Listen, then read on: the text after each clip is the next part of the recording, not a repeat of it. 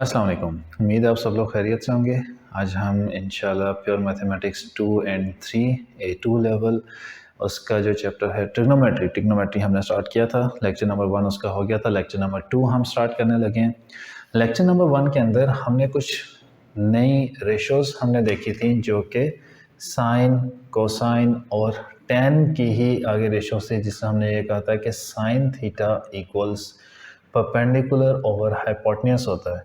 तो cosecant theta आपके पास इसका ऑपोजिट हो जाता है, 1/sin थीटा होता है, तो जो आपके पास हाइपोटेन्यूज ओवर परपेंडिकुलर हो जाता है। इसी तरह आपके पास आता है कॉस थीटा होता है बेस ओवर हाइपोटेन्यूज, और उसको हम कहते हैं सेकेंड थीटा जो कि 1/cos थीटा होता है, जो कि हो जाएगा आपके पास हाइपोटेन्यूज ओवर बेस।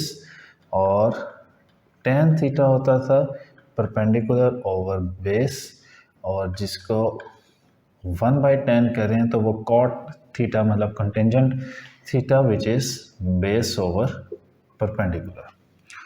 अब इन नई रेशोज़ को यूज़ करके हमारे पास कुछ नई आइडेंटिटीज़ भी आती हैं। कुछ ऐसी आइडेंटिटीज़ हैं जो हमने एएस में पढ़ी। एएस के अंदर हमने दो आइडेंटिटीज़ देखी थी। एक था sine theta over cos theta which equals sine theta over cos theta, ये इक्वल हो जाता था टेन थीटा के।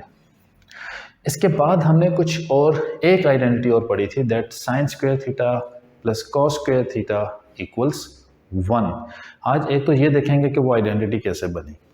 नंबर 2, उसके अलावा और कौन सी आइडेंटिटीज़ हमारे पास आ सकती हैं, वो हम बनाएंगे आज। तीन आइडेंटिटीज़, एक तो sine square theta plus cos square theta वाली, तो वो तो एएस वाली है। उसके अलावा दो और आइडेंटिटीज़ भी हम बनाएंगे, फिर हम उनको देखेंगे हम उन्हें कैसे अप्लाई करते हैं, उन आइडेंटिटीज़ को कैसे हम सॉल्व करते हैं।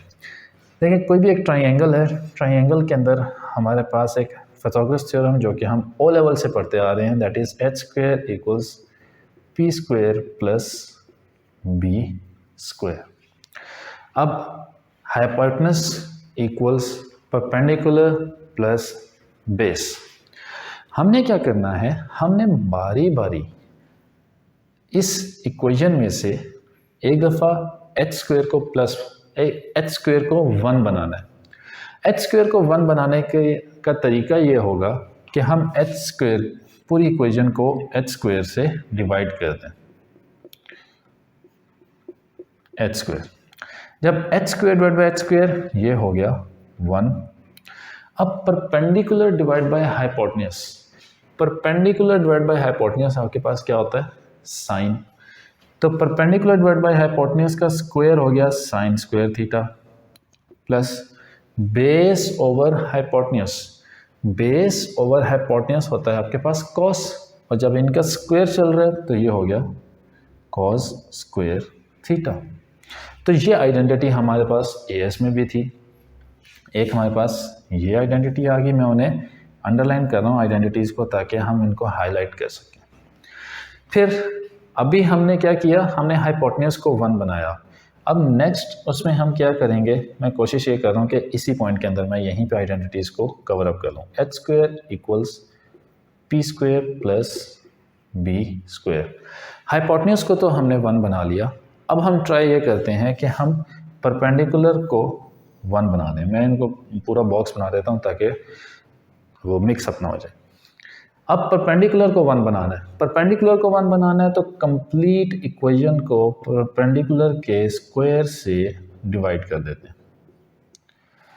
H square over perpendicular square, hypotenuse divided by perpendicular, ये क्या बनता है, हाइपोटेन्यूज डिवाइडेड बाय परपेंडिकुलर हमारे पास बनता है कोसिकेंट। तो इसका स्क्वायर होगा तो ये बन जाएगा cosecant square theta equals perpendicular square divide by perpendicular square, ये आ गया आपके पास 1, plus base over perpendicular, base over perpendicular बनता है कॉट थीटा। तो इनका जब स्क्वायर होगा तो ये बन जाएगा कॉट स्क्वायर थीटा। तो cosecant square theta equals 1 plus cot square theta, या इसको ये भी लिखा जाता है cot square theta equals cosecant square theta minus 1। तो हमारे पास एक ये आइडेंटिटी आ गई।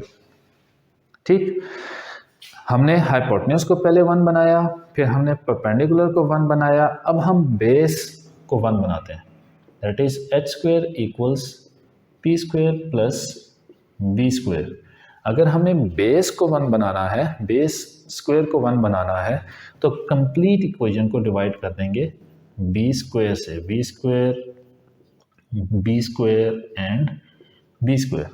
अब hypotenuse divided by base, hypotenuse divide by base हमने देखा कि हमारे पास सीकेंट थीटा बनता है, तो स्क्वायर चल रहा है तो ये बन जाएगा secant square theta equals perpendicular over base, perpendicular over base is 10, तो इनका स्क्वायर चल रहा है तो ये 10 square theta plus base over base 1। तो हमारे पास ये एक और आइडेंटिटी आ गई, that secant square theta equals 10 square theta plus 1। अब हम कुछ क्वेश्चन सॉल्व करते हैं कि हम कैसे इन आइडेंटिटीज़ को हम यूज़ करते हैं। आपने एक चीज़ जहन में रख लेनी है, एएस का जितना ट्रिग्नोमेट्री के अंदर हमने पढ़ा वो सारा का सारा A2 के अंदर यूज़ होगा।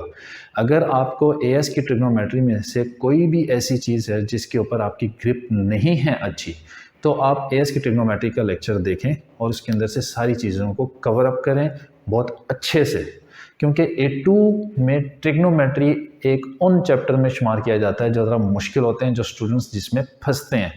एएस की ट्रिग्नोमेट्री आपकी अच्छी होगी तो मैं A2 की ट्रिग्नोमेट्री में आपको अच्छे से मदद कर सकूंगा ताकि आपको ट्रिग्नोमेट्री मुश्किल ना लगे। नंबर 1।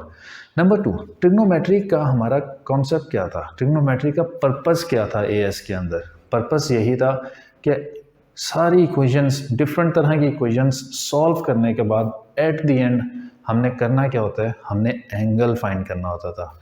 एक बेस एंगल होता था, फिर एक जनरल एंगल होता था। ठीक है, क्वाड्रेंट्स बनाते थे, एंगल्स बनाते थे, फिर हम दो वैल्यूज़ एंगल्स की हम लिखते थे। A2 की कंप्लीट ट्रिग्नोमेट्री के अंदर भी आपने सिर्फ और सिर्फ एंगल ही फाइंड करना है। फ़र्क क्या आता है, यहाँ पे जो इक्वेशंस हैं वो एएस वाली इक्वेशन से काफ़ी ज़्यादा डिफरेंट हो जाती हैं, ज़्यादा मुश्किल हो जाती हैं, ज़्यादा कॉम्प्लिकेटेड हो जाती हैं। और उसके लिए ही हमारे पास आप देखें, चूँकि हमारे पास सेकेंड भी आ गया, कोसेकेंड कंटेंजेंट भी आ गया, हमारे पास दो नई और आइडेंटिटीज़ भी आ गई। ये क्यों आई, ये हमें मदद करने के लिए आई हैं ताकि हमारे पास जो डिफरेंट इक्वेशंस होंगी हम उन इक्वेशंस को कैसे सॉल्व कर सकते हैं। ठीक, अब मैं क्वेश्चंस सारे मैंने कुछ निकाले हुए हैं आपको प्रैक्टिस करवाने के लिए, ताकि उसके ज़रिए मैं इन चीज़ों को आपको एक्सप्लेन भी कर सकूं। एक है हमारे पास cosecant square x equals to 4। अब ये एग्जाम्पल क्वेश्चन में करने लगा, cosecant square x equals to 4। याद रखिएगा, आप कभी भी कैलकुलेटर के ऊपर कॉट को यूज़ करके एंगल नहीं निकाल सकते, आप कैलकुलेटर के ऊपर कोसेकेंट यूज़ करके एंगल नहीं निकाल सकते, सेकेंड यूज़ करके एंगल नहीं निकाल सकते। आपके पास कैलकुलेटर के ऊपर सिर्फ 3 ही बटन्स हैं ट्रिग्नोमेट्री के लिए, दैट इज साइन, कॉस और टेन। साइन, कॉस और टेन की फॉर्म के अंदर जब तक आप अपना आंसर नहीं लेकर आते, अपनी इक्वेशन को नहीं लेकर आते, आप एंगल फाइंड नहीं कर सकते। एग्जामिनर देगा इस तरह की चीज़ें, उल्टी सीधी इक्वेशंस बना के देगा। आपने करना क्या है, आपने इनको पहले बिल्कुल जो बेसिक रेशोज है ना ट्रिग्नोमेट्री की, उनके अंदर लेकर आना है। कोसेकेंट स्क्वायर x का मतलब क्या है, कोसेकेंट स्क्वायर x का मतलब है, कोसेकेंट होता है 1 ओवर साइन थीटा, है ना, ये हम पिछले लेक्चर के अंदर कर चुके हैं। अगर कोसेकेंट होता है 1 बाय साइन थीटा, तो कोसेकेंट स्क्वायर हो गया 1 by sine square theta equals to 4। ठीक, अब इसको हमने किया cross multiply, sine square theta इस तरफ ले जाएं, 4 इस तरफ ले आए, तो ये बन गया 1 by 4 equals sine square x। दोनों साइड्स के ऊपर अंडर रूट लिया, under root square under root से खत्म, 1 बाय 4 का अंडर रूट होता है 1 by 2 which is sine x। अब हम एंगल फाइंड कर सकते हैं। Sine inverse of 1 by 2 is 30 degrees, x equals 30 degrees. वो आंसर आ गया। ये गलती नहीं करनी। यहाँ पर भी आपने उसके बाद एएस के अंदर हम क्या करते थे, हम क्वाड्रेंट्स बनाते थे, है ना। साइन की वैल्यू 1/2 पॉजिटिव है, पॉजिटिव है तो साइन किन दो क्वाड्रेंट्स के अंदर पॉजिटिव होता है, साइन फर्स्ट और सेकंड क्वाड्रेंट के अंदर पॉजिटिव होता है। तो फर्स्ट क्वाड्रेंट के अंदर with x axis 30 degrees and second quadrant के अंदर विद एक्स एक्सिस 30 डिग्रीज। तो एक एंगल आपके पास आ जाएगा 0 से लेके 30 तक 30 डिग्रीज, दूसरा एंगल यहां से लेके इस पॉइंट तक, दूसरी एंगल लाइन तक जो आपके पास आंसर आ जाएगा 150 डिग्रीज। सारी इक्वेशन सॉल्व करनी है, एट द एंड ये आंसर निकालने हैं, क्वाड्रेंट्स बनाने हैं। क्वाड्रेंट्स लाजमी बनाया करें, क्वाड्रेंट्स बनाए बगैर आपका आंसर गलत हो जाएगा। हमने क्या किया, कोसेकेंट की फॉर्म में इक्वेशन थी, हमने उसको पहले चेंज किया, चेंज करके बेसिक जो रेशियोज हमने पढ़ी हैं उसके अंदर लेकर आए, फिर हमने उनको सॉल्व किया, सॉल्व करके एंगल आया, एक एंगल आया। इस एंगल को हमने यूज़ किया क्वाड्रेंट्स के ऊपर, क्वाड्रेंट्स के ज़रिए हमने नेक्स्ट एंगल निकाल दिया। एक और इक्वेशन करते हैं इसी तरह, secant X equals cos x. हमारे पास है secant X equals cos x. याद रखिएगा, कभी भी किसी भी इक्वेशन को एक से ज़्यादा उस इक्वेशन के अंदर अगर रेशोज हों तो आप आंसर एंगल नहीं फाइंड कर सकते। अगर एक इक्वेशन के अंदर साइन भी आ रहा है, कॉस भी आ रहा है, तो आप एंगल क्या फाइंड करेंगे, कैसे फाइंड करेंगे, नहीं फाइंड कर सकते। हमें किसी भी तरीके से जब हमने एंगल फाइंड करना है, हम इक्वेशन को मूव करके, चेंज करके, वैल्यूज़ को डिफरेंट आइडेंटिटीज़ लगा के हम एक रेशो के अंदर लेकर आते हैं। या जैसा यहाँ पे सीकेंट है और कॉस है, या तो दोनों को सीकेंट बना लो, या दोनों को कॉस बना लो, या इनको यूज़ करके कुछ और बना सकते हो वो कर लो। For example secant X equals cos X. अब सीकेंट एक्स है, सीकेंट एक्स को अगर मैं कॉस एक्स को तो मैं चेंज नहीं कर सकता, मैं सीकेंट एक्स को चेंज कर सकता हूँ। सीकेंट एक्स का मतलब होता है secant x 1/cos x equals cos X. अब cos x इधर जाके मल्टीप्लाई हो जाएगा तो 1 equals cos square X. cos square आ गया, स्क्वायर भी ख़त्म करना होता है पहले, दोनों साइड पे अंडर रूट लिया, तो अंडर रूट लेने पे 1 का अंडर रूट 1 ही होता है, equal cos x। cos x cos inverse of 1, x का आंसर आ जाएगा 0 डिग्रीज। x का आंसर क्या आ गया, 0 डिग्रीज। अब एक आंसर आ गया 0, cos इनवर्स ऑफ 1 0 होता है, ठीक है। ये तो चूंकि वो वैल्यूज़ हैं जो नॉर्मली यूज़ होती हैं, याद हो गई हैं आप कर करके, नहीं होंगी तो हमारे पास कैलकुलेटर तो है ही। अब हमने क्वाड्रेंट बनाया, क्वाड्रेंट बना के देखा ये है 0 डिग्रीज। 0 डिग्रीज के ऊपर दो वैल्यूज़ बनती हैं, एक तो 0 डिग्री खुद आ गई और एक ये कंप्लीट जिसको हम कहते हैं 360 डिग्रीज, ठीक है। तो आपने दो आंसर्स लिखे हैं, एक 0 डिग्रीज, एक 360 डिग्रीज। प्रोवाइडेड याद रखिएगा कि क्वेश्चन के अंदर उन्होंने डोमेन बताई होती है, ठीक है। मैं एज्यूम कर रहा हूँ कि आपको एएस की चीज़ें सारी आती हैं और हम A2 के अंदर वो चीज़ें अप्लाई कर रहे हैं। डोमेन को आपने देखना है, यहाँ पे अगर डोमेन 360 डिग्रीज तक थी तो हमने 360 लिखा, अगर 360 डिग्रीज तक ना होती 180 तो होती, तो फिर सिर्फ हम 0 पुट करते। Next 2 tan square theta minus 1 equal secant theta. 2 tan square theta minus 1 equals secant theta. 2 tan square theta minus 1 equals secant theta. जब इक्वेशन के अंदर स्क्वायर आ जाए, अब यहाँ पे इक्वेशन के अंदर स्क्वायर आया हुआ है, स्क्वायर भी आया हुआ है और स्क्वायर के साथ एक अलग से एक और विदाउट स्क्वायर वाली रेशो भी है। यहाँ पे क्या था, सिर्फ एक ही रेशो थी स्क्वायर वाली, तो हमने इजी था हमारे लिए सॉल्व करना, कर लिया। मैं ये कुछ चीज़ें आपको बता रहा हूँ ताकि आप थिंकिंग प्रोसेस को अपने उसके मुताबिक कर सकें। यहाँ पे देखें, एक वैल्यू स्क्वायर वाली आ गई है, एक वैल्यू विदाउट स्क्वायर वाली है। जब इस तरह की सिचुएशन हो जाए तो जहन में बना लें कि भाई क्वाड्रेटिक इक्वेशन बनेगी, एक क्वाड्रेटिक इक्वेशन बनेगी। अब क्वाड्रेटिक इक्वेशन कैसे बनेगी? हम या तो सीकेंड को tan की फॉर्म में ले जाएं या tan को किसी तरीके से हम सीकेंड की फॉर्म में ले आएं। तो हमने आइडेंटिटीज़ जो हैं हमारे पास वो देखनी है। अभी हम जो एक्सरसाइज कर रहे हैं that is 3A, exercise 3A। Exercise 3A के अंदर ये वाली सारी आइडेंटिटीज़ यूज़ भी होती हैं और इनसे रिलेटेड काफ़ी सारे क्वेश्चन हैं। ये जो मैं क्वेश्चंस भी आपको यहाँ पे बुक में ये बोर्ड के ऊपर लिख रहा हूँ, ये एक्सरसाइज 3A में से क्वेश्चंस हैं। बुक के क्वेश्चंस बहुत अच्छे होते हैं। अच्छा, अब tan स्क्वायर थीटा, मेरे पास जो आइडेंटिटीज़ हैं इनमें से कोई ऐसी आइडेंटिटी है जहाँ पे tan स्क्वायर आ रहा है?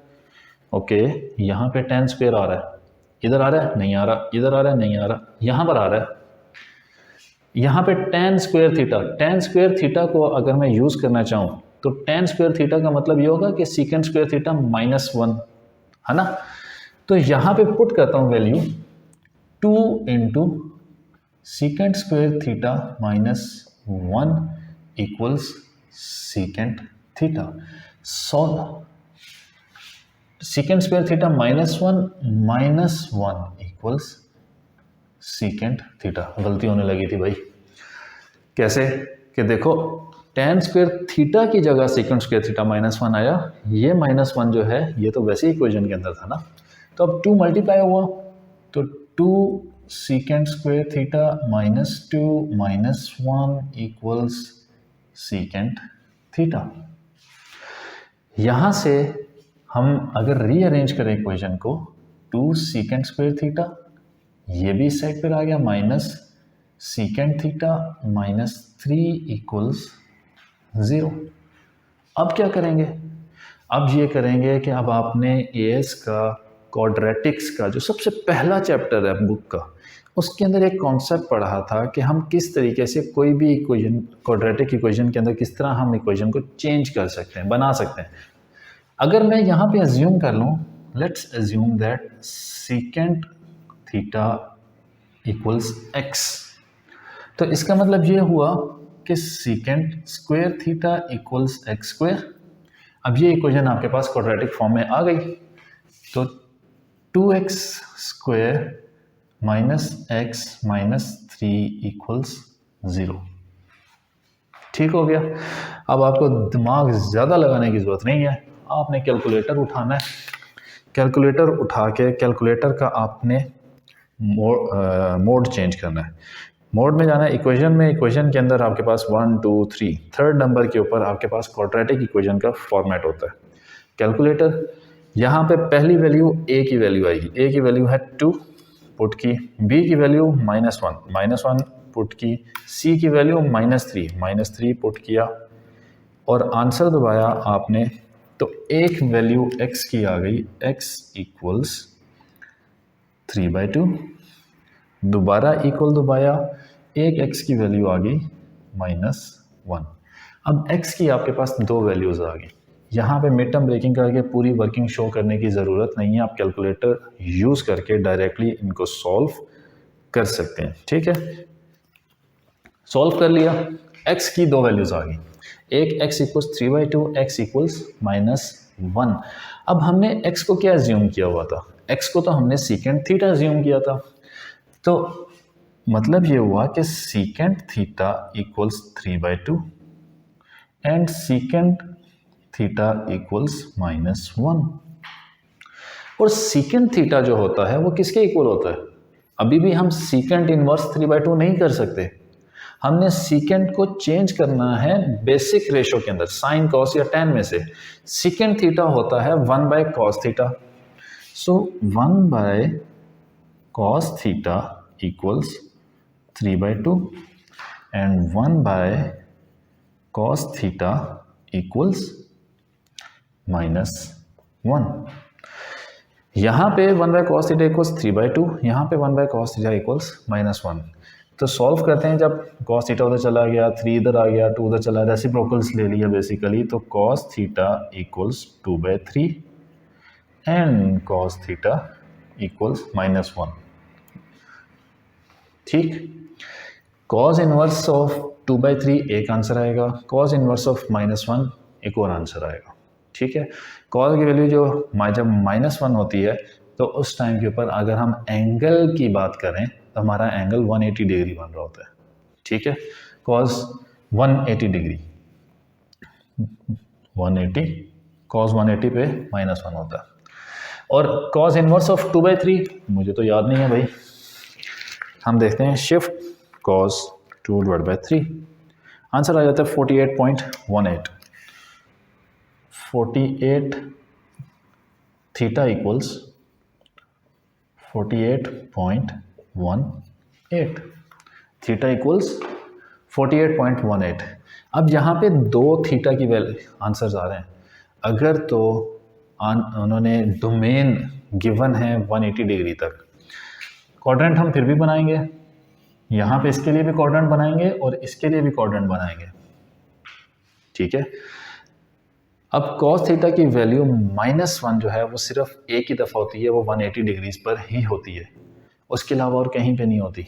तो इसका मतलब ये है कि हमें कुछ एंगल लाइंस बनाने की ज़रूरत नहीं, हम एक थीटा की वैल्यू लिख देंगे 180 डिग्रीज। फिर यहाँ पे 48.18, अब cos की वैल्यू क्या थी, पॉजिटिव थी। cos पॉजिटिव होता है फर्स्ट क्वाड्रेंट में और लास्ट क्वाड्रेंट में। तो एंगल लाइन हमने बनाई 48.18 वाली, यहाँ पे भी एंगल लाइन हमने बनाई 48.18। अब डिपेंड करता है कि डोमेन क्या है। अगर तो डोमेन है 0 to 360 डिग्रीज की, तो एक एंगल तो हमारे पास 48.18 आ जाएगा, और दूसरा एंगल हमारे पास यहाँ से स्टार्ट करके 360 डिग्रीज -48.18, जो भी एंगल बनेगा हम वो लिख देंगे यहाँ पे। और अगर डोमेन 180 डिग्रीज तक है तो फिर हम जस्ट 48.18 तक ही ब्रेक लगा लेंगे, ठीक हो गया। अब ये मैंने एक और डिफरेंट इक्वेशन सॉल्व की ताकि जिसमें हमें ये पता लग जाए कि कैसे एक इक्वेशन आपके पास क्वाड्रेटिक बन जाती है, क्वाड्रेटिक के अंदर कैसे हम उसको लेके जाएंगे, क्वाड्रेटिक के अंदर लेके गए, क्वाड्रेटिक के अंदर लेके जाने के बाद फिर हमने कैसे सॉल्व किया, बेसिक रेशोज में आए, एट द एंड क्या फाइंड किया, एंगल ही फाइंड किया। फाइंड एंगल करना है, एंगल के अलावा कोई चीज़ हमें फाइंड करने की यहाँ पे नहीं है। आइडेंटिटीज़ आती हैं, आइडेंटिटीज़ को भी हम अभी देख लेते हैं, ठीक होगी। आई थिंक ये वाली चीज़ आपको समझ आ गई है। बस ध्यान ये रखना है जब भी क्वाड्रेटिक इक्वेशन आपने बनानी है वो किसी भी एक तरह की रेशो के अंदर चल रही हो। जैसा यहाँ पे tan स्क्वायर था, सीकेंड था, हम सीकेंड को चेंज कर सकते थे, हमारे पास आइडेंटिटीज़ देखनी है डायरेक्ट है। इसके अंदर ज़्यादा आइडेंटिटीज़ के अंदर फनकारियाँ ना मारना, फनकारियाँ मारोगे यार अच्छा देखें हम सीकेंड को भी तो चेंज कर सकते थे कि हम यहाँ से सीकेंड को अंडर रूट लेते, यहाँ पे भी कर लेते। हाँ कर सकते हैं, आंसर उससे भी निकल आएगा, लेकिन उससे आपकी वर्किंग और लंबी हो जाएगी। तो कोशिश ये करनी है कि भाई जो ये आइडेंटिटीज़ है ना एज इट इज़, इसमें मैक्सिमम ज़्यादा चेंज आप ये कर लो। जिस तरह यहाँ पे मैंने 1 को उठा के उस तरफ ले गया, या यहाँ पे 1 को उठा के उस तरफ ले गया, तो 1 को आगे पीछे कर लो, बाकी आइडेंटिटीज़ के अंदर ज़्यादा चेंज करने की ज़रूरत आपको नहीं है, ठीक हो गया। अब इन्हीं आइडेंटिटीज़ को यूज़ करके हमारे पास आगे फर्दर ट्रिग्नोमेट्री के अंदर हमारे पास आइडेंटिटीज़ भी होती है ना, आइडेंटिटीज़ प्रूफ करनी है। तो मैं कुछ 2-3 आइडेंटिटीज़ लिख लेता हूँ कि जो हमने प्रूफ करें, कोशिश है वो भी समझा देते हैं कि हम कैसे आइडेंटिटीज़ को प्रूफ करते हैं। एक आइडेंटिटी है हमारे पास sin x plus cos x cot x proof. अब हमने करनी है आइडेंटिटीज़ को proof. sin x plus cos x cot x is identical to cosecant x। एक ये आइडेंटिटी है। मैं पहले आइडेंटिटीज़ 2-3 लिख लेता हूँ ताकि हमें आइडिया हो जाए कि मेरे पास स्पेस कितनी है। sin x plus cos x cot x cosecant x minus sin x। फिर उसके बाद एक आइडेंटिटी है हमारे पास, ये हो गया, हम ये सॉल्व करेंगे, cosecant x minus sin x is identical to, ये है हमारे पास cos x cot x। cos x cot x और इसके बाद एक और आइडेंटिटी हम लिख लेते हैं यहाँ पे, वो भी हम सॉल्व करेंगे इंशाल्लाह। वो है secant square x plus secant x tan x, secant square x plus secant x tan x identical to, अरे क्या है भाई, क्यों फंस रहे हो टांगों में।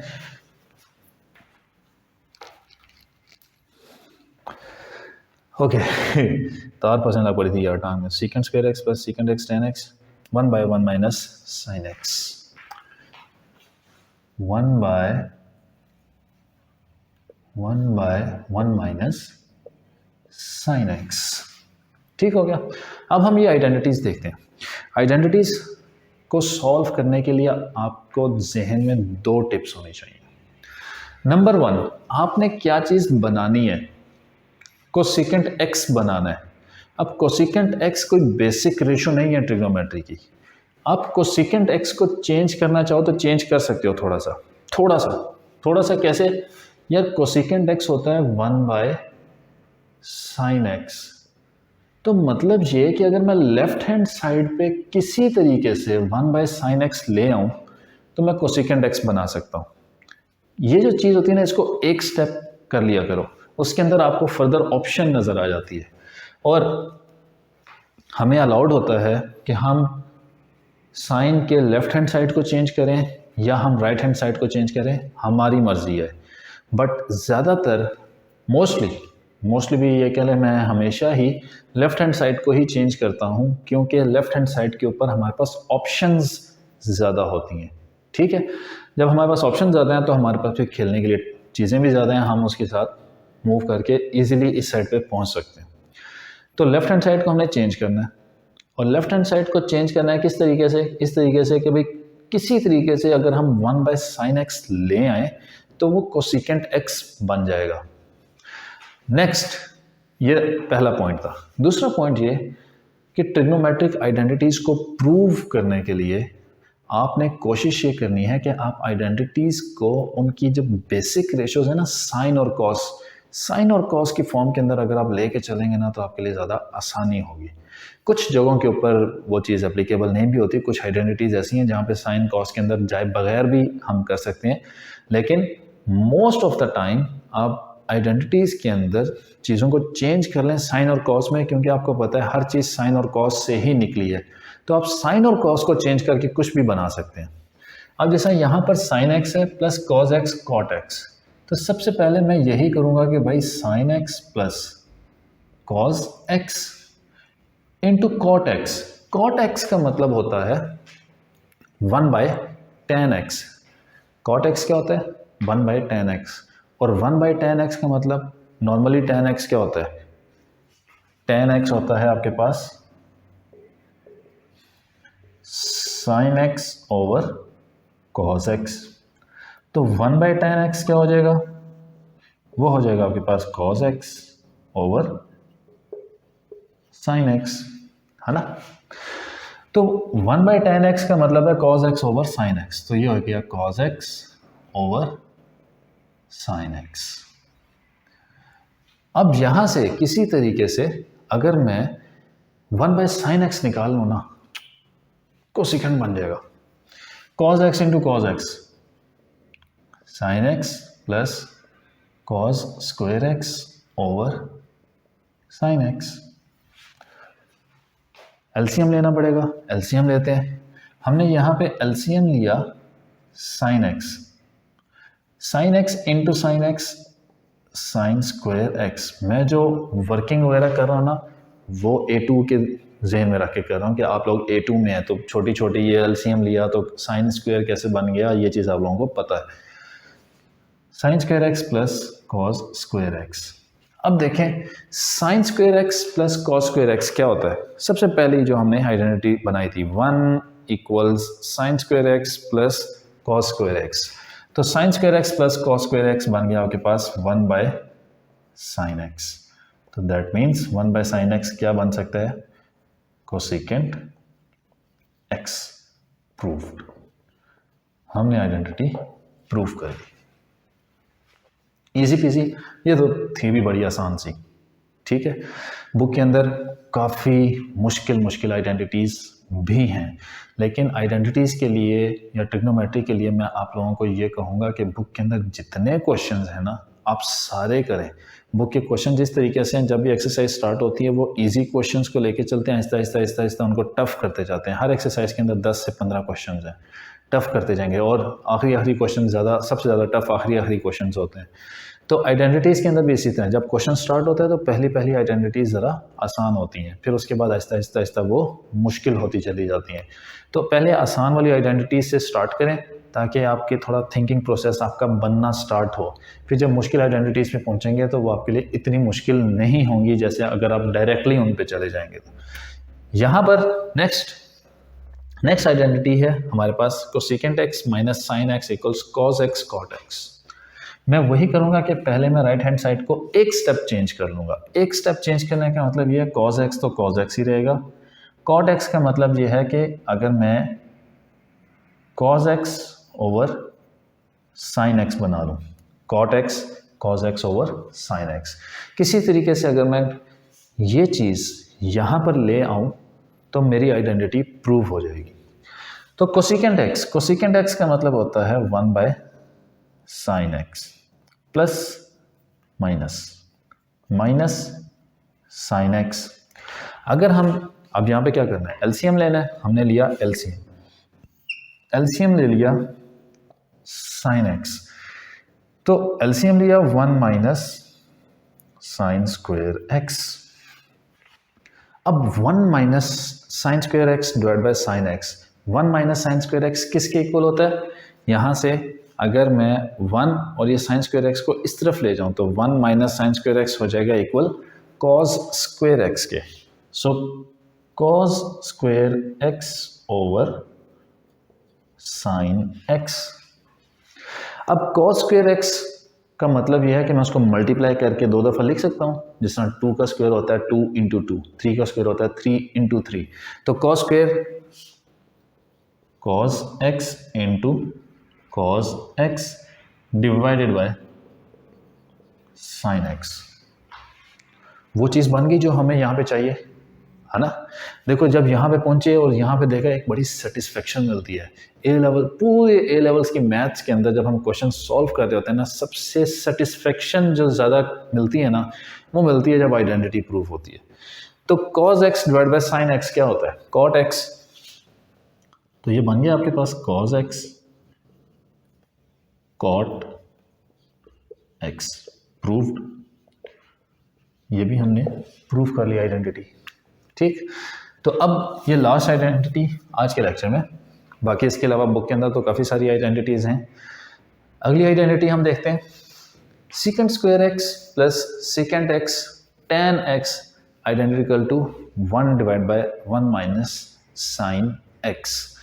अब 1 divide by 1 minus sine x को हम चेंज नहीं कर सकते। क्यों भाई, ऑलरेडी वो बिल्कुल बेसिक उसमें है, साइन की फॉर्म में है, साइन को और क्या बेसिक हम करेंगे। तो ठीक है, अब हमने क्या बनाना है, हमने भाई 1 divide by 1 minus sine X ही बनाना है। ये मैंने जानबूझ के ये वाली आइडेंटिटी इसलिए चूज़ की कि लाजमी नहीं होता कि हमेशा आप चेंज करने की ऑप्शन हो आपके पास, आपको समटाइम्स नहीं भी मिलती, जिससे यहाँ पे ऑप्शन नहीं है। लेकिन यहाँ पर हमारे पास ऑप्शन ये है कि हम इन वाली चीज़ों को चेंज करके हम बेसिक आइडेंटिटीज बना सकते हैं।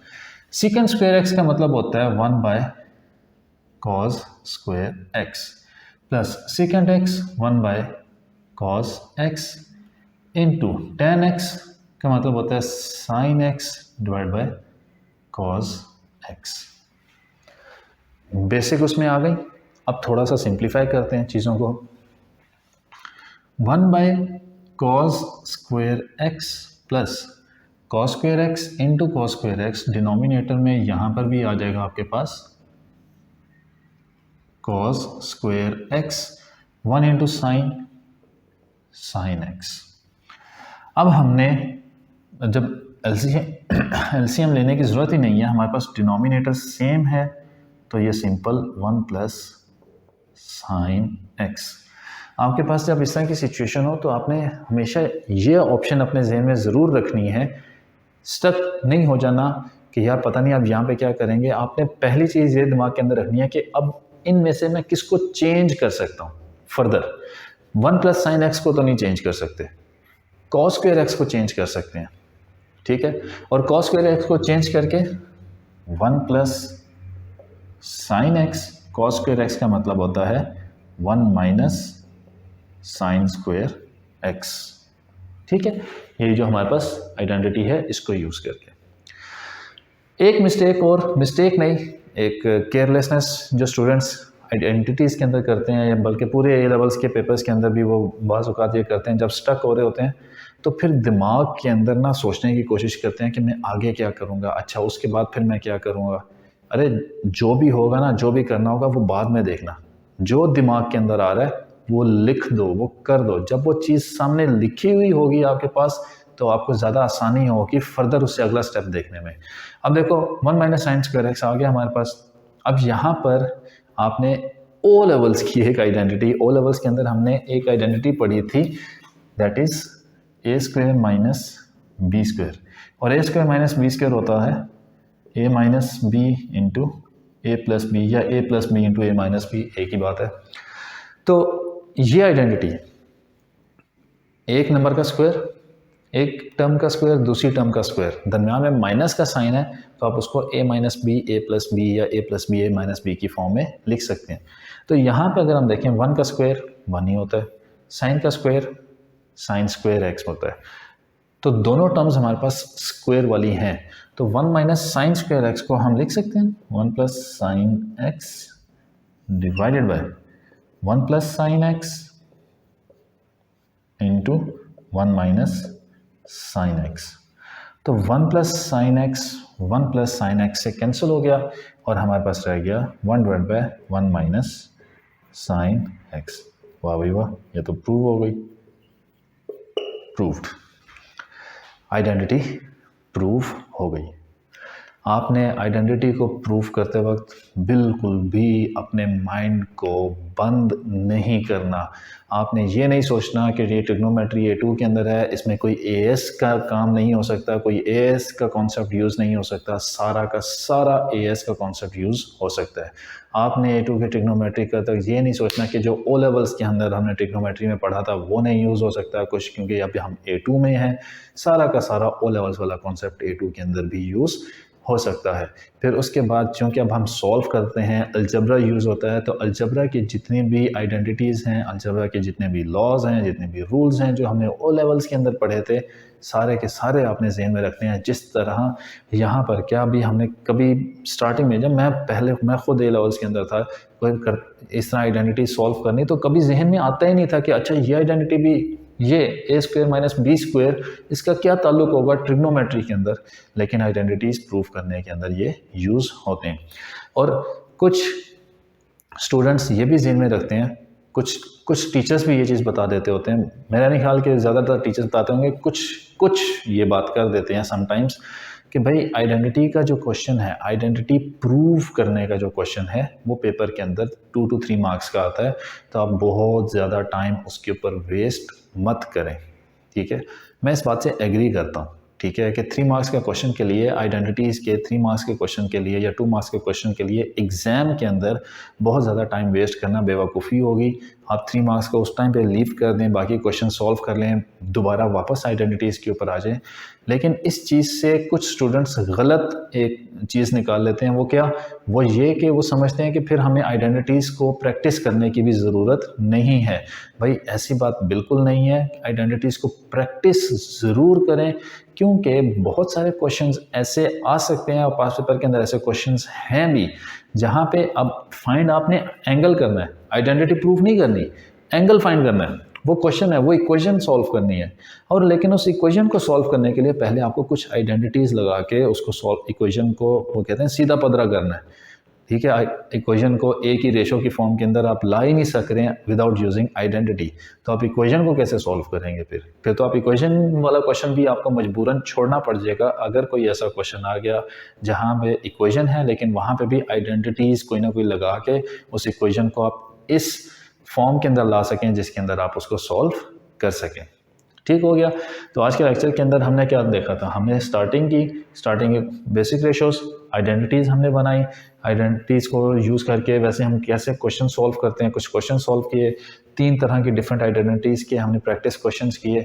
आइडेंटिटीज़ की प्रैक्टिस क्वेश्चन करने में आपने क्या करना है, किन चीज़ों का ध्यान रखना होता है, ध्यान क्या रखना है, जो टिप्स हैं। पहली चीज़ जो भाई राइट हैंड साइड वाली चीज़ है, अगर आप उसको चेंज कर सकते हैं तो थोड़ा सा चेंज कर लें, साइड के ऊपर लिख लें, और जिससे यहाँ पे कोसेकेंट एक्स था चेंज करके 1/sin x लिख लिया।